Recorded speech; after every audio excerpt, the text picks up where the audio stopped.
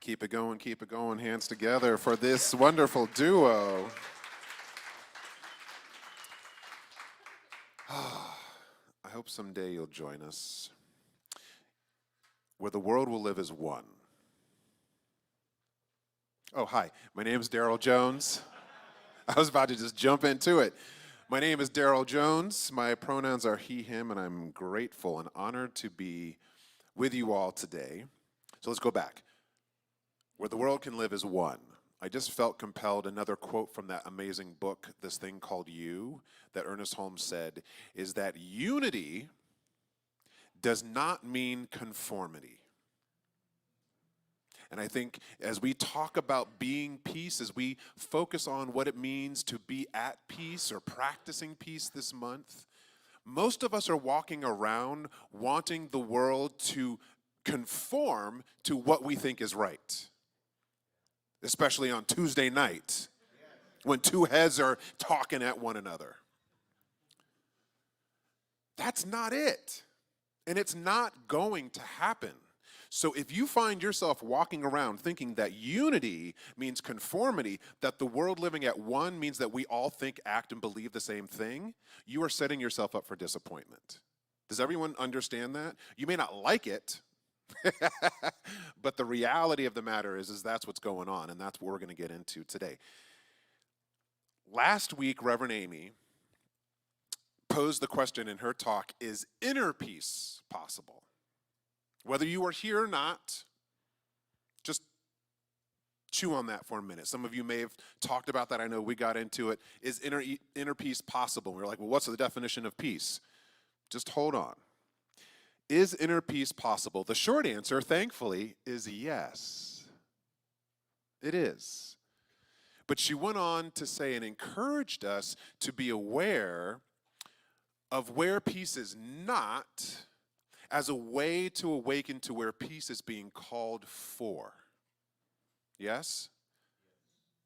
Or at least to be humble and kind with ourselves, first and foremost, to realize that peace, just because it's a great ideal in the mind, that it isn't magically and instantly going to come onto the scene in our manifested condition. And one of the ways that she invited us to practice being in this inner peace is to do ho'oponopono.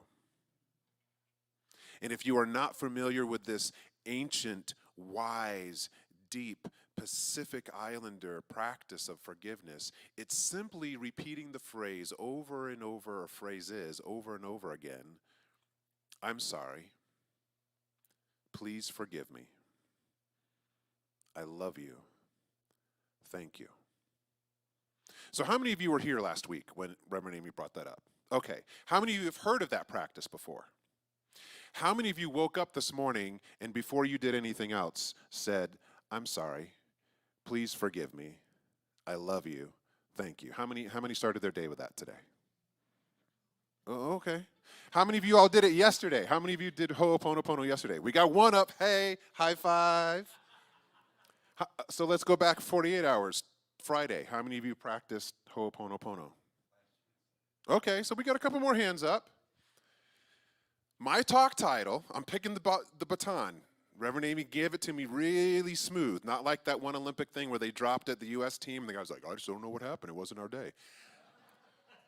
She passed the baton right into my hand. And my question is, are you practicing peace? Are you practicing peace? And then after I sent the talk title to Reverend Linda, the word as opposed to practice that came in was habituate. Are you habituating peace? Take it a little bit deeper, a little bit wider. Habituate means to make or become accustomed, that you're used to it. So are you becoming used to peace in your life?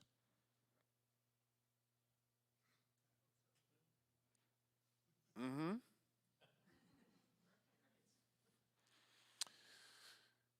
This is not about getting to a destination. For you personally, think about it this way. You are habituating your nervous system to be calm in some way, shape, or form. That's it. Habituating your nervous system to be at peace for maybe 15 seconds consecutively, not forever. The reading, peace comes from a sense of union with the whole. Can you put that slide back up? Peace comes from a sense of union with the whole. Confusion comes from a sense of separation. I love this juxtaposition because it kind of helps us create a little bit of an internal barometer. So there are symptoms for feeling separate. Confusion is one that Ernest Holmes lists here, but maybe you've experienced, in terms of like, what are you practicing? What are you habituating? See if you've experienced any of these in the past week. So, a feeling of separation is to be confused, afraid, angry, or maybe you didn't feel anything at all and you've just kind of like numbed and checked out. That's another symptom of separation. But let's do a few more. Overwhelm. Anybody? Anxiety, dread, burnout, shame, hopelessness, despair, loneliness. Peace is not the experience of nothingness. Peace is the experience of everythingness, we could say, whether that be something that we like or something we don't like, we still will and effort and intend and practice peace. That is the thing. If you hear and take nothing else away with you today, peace requires willingness, first and foremost. And it's a humbling practice. I've been sitting with it the past week and a half as I was preparing for this talk.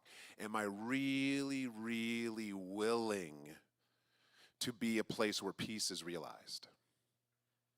And not have it conditional upon what other people do or don't do. Peace requires willingness. It requires effort. A lot of people are like, oh, I can't wait for that day of peace when it's just like nothing. That's not peace. Peace is not the result of nothing. Peace is the result of your effort, of your practice, of your intention. Peace requires willingness, intention, effort, and practice. Not just once at a retreat for 2 days. Although I love going on a peace retreat. I'm talking about from now until you take your last breath on this planet. It's an intense practice, y'all. Who's up for it? Okay. Now, let's not just live in the land of the symptoms of not peace. Let's talk about what are the symptoms of peace. The things that are emblematic in our life when peace is present.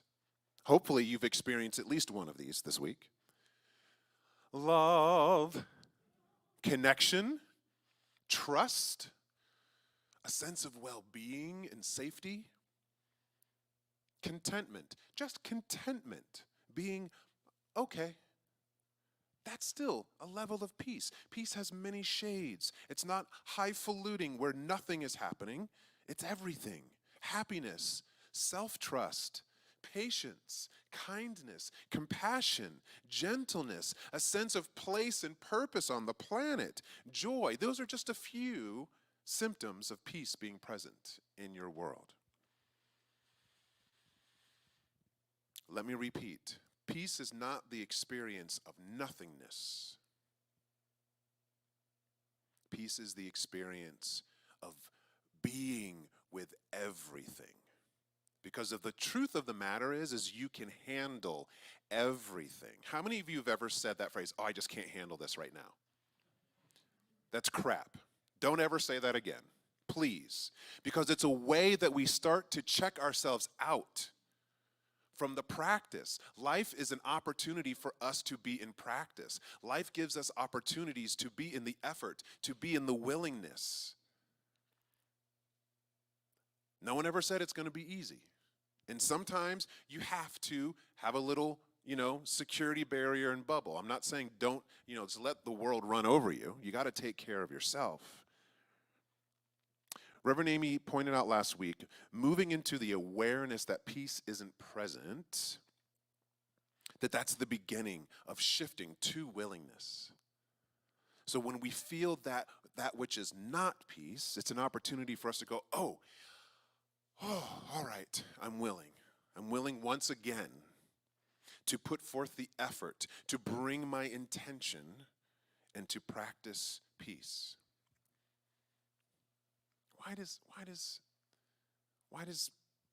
peace take effort? Why does anything take effort? Our modern human experience today, we champion ease and effortlessness. We continue to streamline and hack our lives so that we can do less, struggle less, and effort less. The truth of the matter is, though, life and truly living life, it requires effort, period. Let me say that again. Life and really living life requires effort. We must put forth effort to truly grow, to change, and to expand possibility. This is true of peace. It isn't something that happens as the result of ideal conditions being met. Peace is the result of a willingness to be peaceful. Peace is the result of putting forth the effort to bring peace into a situation that is not. Holding the intention in your consciousness that you may not know how, but you intend that there's a possibility for peace. And then the practice of that can look like so many different ways, but it is you bringing it into the world. Take a deep breath in. As you exhale, if it feels comfortable for you here in the room, close your eyes. Those of you who are online, you always know I say don't multitask. So get present for a minute and be in your body. And I just want to read some quotes to you that have been hitting my heart this week. Maybe one of them will speak to you. Nothing can bring you peace but yourself. You cannot find peace by avoiding life. It's not enough to win a war. It is more important to organize the peace. You find peace not by rearranging the circumstances of your life, but by realizing who you are at the deepest level. Peace is not something you wish for. It is something you make, something you are, something you do, and something you give away.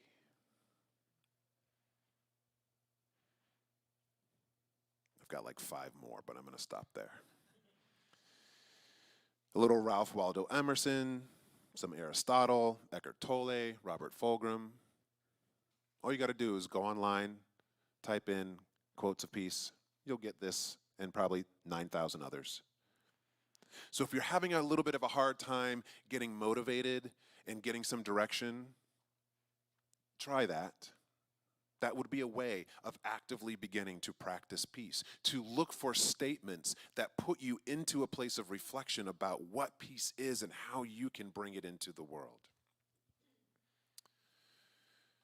The Honorable Geshe Gyaltsang Gyatso, Buddhist monk, said, "Without inner peace, outer peace is impossible.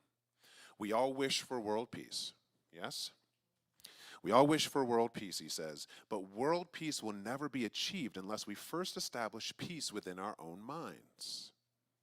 We can send so-called peacekeeping forces into areas of conflict, but peace cannot be opposed from the outside with guns.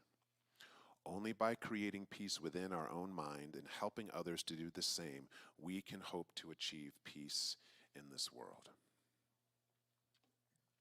So, what all these quotes are saying, and all that I am saying, is give peace a chance, right? Give it a chance. Sometimes we don't even give it a chance. We throw up our hands and say, nope, it's not possible. How many things did you walk into this week, whether it was a meeting, a difficult conversation, or maybe just driving down the street and you're like, these people. That's how you walked out the door. Give peace a chance. All right, I have a quote for you that may push some buttons, so a little trigger warning here. It came up in my social media feed, and it's interesting. I just love things that kind of are evocative, that give me some pause, that make me a little uncomfortable, squeamish. You ready? Everyone's like, all right. It's not that heavy. There were so many things in the string of comments of frustration and even anger and hatred towards this reading. But it's all about context. Most of the time, we don't have full context for what's happening in anything, especially someone else's life. Half the time, we don't have full context for our own life because we check out, right? So let's just bring a little bit of grace into the room. And then I will contextualize this as it speaks into being peace and are we practicing peace. Deep breath in, exhale. Marriage is hard. Anyone seen this? Anyone know it yet? Marriage is hard. Divorce is hard. Choose your hard. Obesity is hard. Being fit is hard. Choose your hard. Being in debt is really hard. Being financially disciplined is really hard. Choose your hard. Life will never be easy. It will often be hard, but we can choose our hard, choose wisely. So take a deep breath around that. One person put in there is like, how can you say I chose hard when I had cancer? That's not what this is saying, right? It's not fat shaming, I'm overweight. In terms of obesity or living a fit life is not hard. The point of this thing is that life is not easy. Nothing in life is easy ever. It all requires effort, willingness, intention, and practice. So what are you practicing? What is the outpicturing in your life? If it isn't peace, you're practicing something else. You dig? So what if this was less about we have to choose our hard? Because that kind of doesn't feel good, right? It's like, oh, life is just so hard. We got to choose the right hard. No, that's not what it's saying. But to recognize and honor that life requires us to effort into it. That's what I took away from it. That life isn't necessarily easy for anyone. We've got stories of who life is easy for, right? The 1%, they got it all. No, they ain't got nothing but just a bunch of money. I guarantee your life is richer than a lot of people that are quote unquote rich. If you've ever read Lynn Twist's The Soul of Money, she talks about this relationship of going around the world doing the Hunger Project, meeting some of the poorest people in Calcutta and some of the richest people with millions and billions of dollars, and they're all walking around with heavy shit on their hearts, regardless of how much money is there. And actually, she said some of the people that had less of the actual resources had a better way of relating to the heart in their life than those that had billions of dollars. So let us not tell ourselves a story that there's some place, some other life that we need to live in order for it to be quote unquote easier. No matter where you live, you're going to have some challenges. But what if we met those challenges with kindness? What if we met those challenges with an intention of possibility? My question to you today is, are you willing to discover peace within yourself in any relationship, regardless of what the outer world is doing? Are you really willing to explore peace within yourself? Thought I'd get at least one yes. Okay. Just contemplate that. So, like, okay, let's check this out. Are you willing to explore peace right now?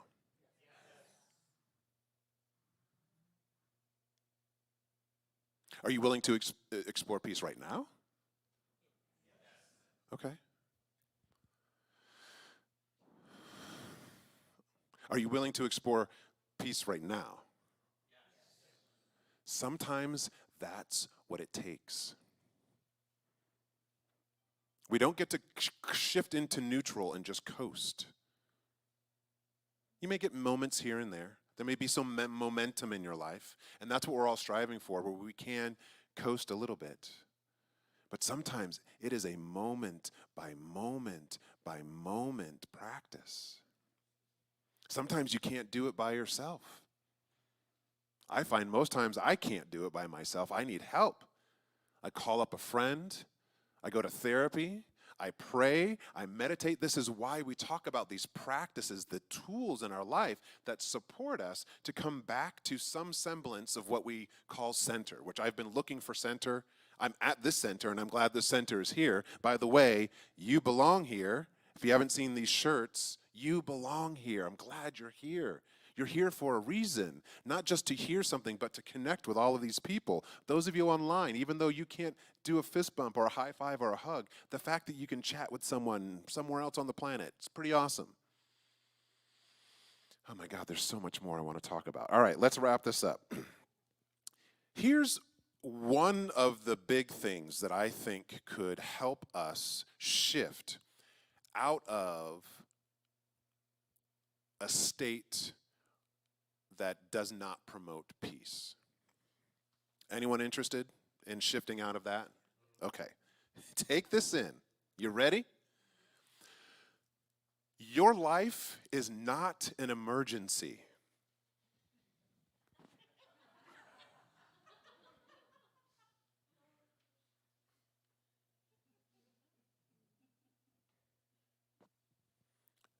Your life is not an emergency.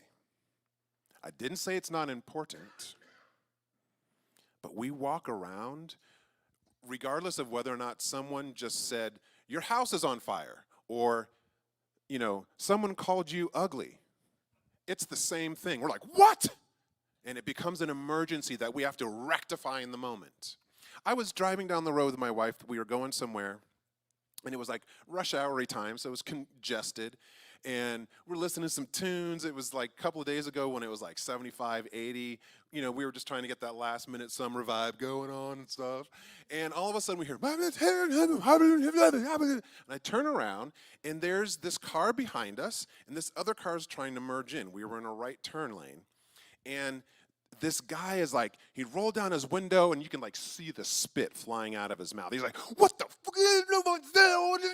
And he's pointing fingers, and then the other dude gets out of his car and walks over to the window, and he's like, you come out here, and no. And the guy's like, I've got you on camera. I've got you on camera. Your life is not an emergency. All my man was trying to do was merge in. Was he maybe a little jerky in trying to cut the guy off? Okay, yeah, he forgot to merge soon enough. But if we were not in a state where everything has to be like right now, life has to be some other way, people need to behave and think and do the things that I think are right, that's that state of emergency. We talk about states of emergency around the world. I don't really think any of us in this room, our life is really in a state of emergency. If it was, you wouldn't be in this room. If you weren't watching this, you would not be able to watch this. A true state of emergency is where basic needs are not being met in your life, where you cannot function. And I'm not saying there is a single level of emergency, but I'm just trying to like click us back from that kind of default space of letting everything be a reason for us to explode. Your life is not an emergency. Peace is not conditional on what other people do. As much as you want it to be. Reverend Amy asked last week, is inner peace possible? It is. But you got to let those people go, especially on Tuesday night. Come on. She said, oh, Are you willing to practice peace even in the face of people that don't believe the way you believe? It's not easy. It takes effort and willingness and intention and practice over and over and over and over and over and over and over and over and over and over and over and over and over and over again. It is nonstop, people.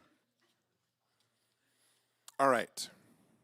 To wrap it up, I have a challenge for you. Anyone up for it? It's just 7 days between now and next Sunday. Every single day, you are to formally practice peace. And the reason I use the word formal is that we like to be passive in what we do.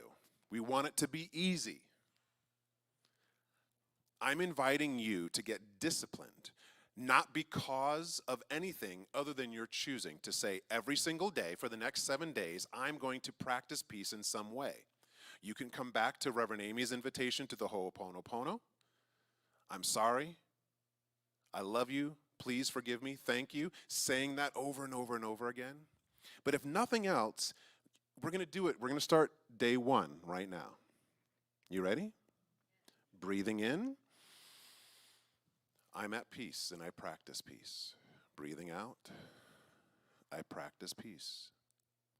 Breathing in. I practice peace. Breathing out. I practice peace. Say that out loud right now, regardless of who hears you, 3 times in a row. Breathing in, I practice peace. Breathing out, I practice peace. Do it on your own 2 more times.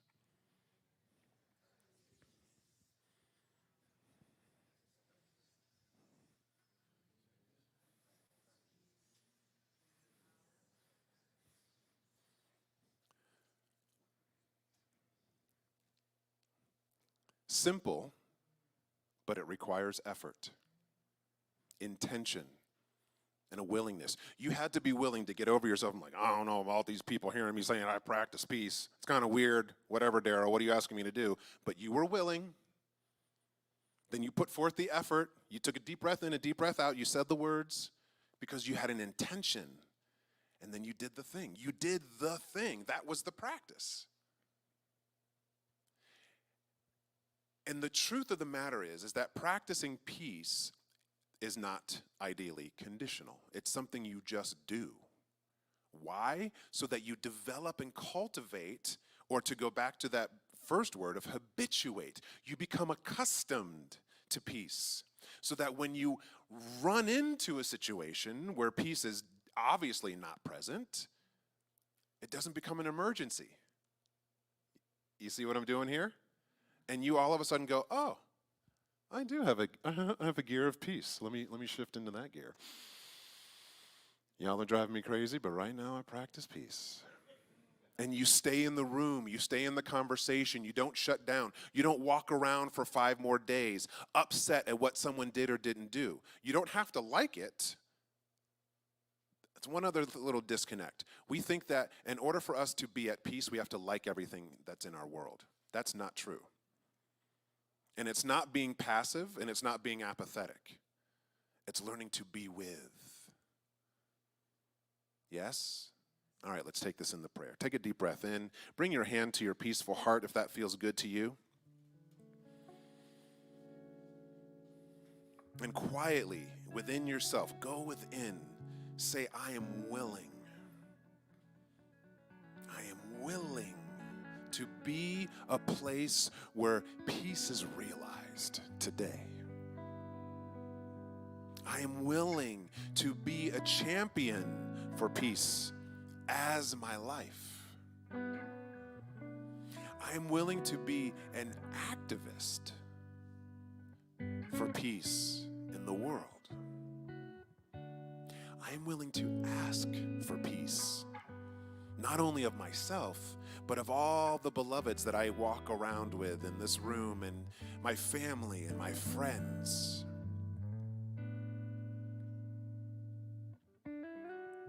there is only one life happening, and that is the life that we are living. There is only one life happening, and that is the life that we are living. And that life, it is the life of wholeness. It is a life of peace. It is not conditional. It is not sometimes spiritual and then other times not. The spirit of peace is always present. Sometimes we just need to work to find it. And what I affirm today is that we are workers of peace. We bring peace into the world. We share it. It is not something to hold or to hoard. It can't be kept in a jar or a bank account. It is something that we bring into the world. So may we all leave today's experience filled up and overflowing with peace. A peace that truly demands of our leaders. A peace that truly asks for things of our representatives. Regardless of whether or not we voted for them, we can still be active people in this world, demanding that peace be the truth and the possibility. What I affirm and know is that this is not easy, but we can handle it.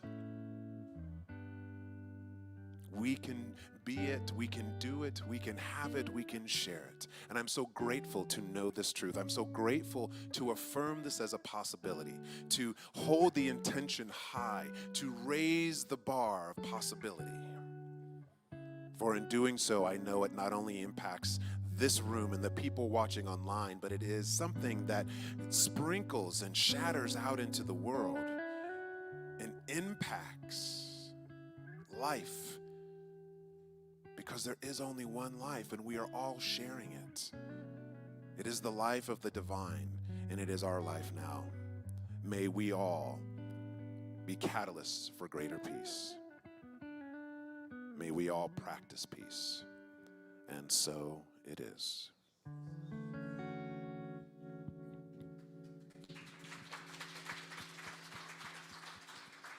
Thank you, Reverend Darrell.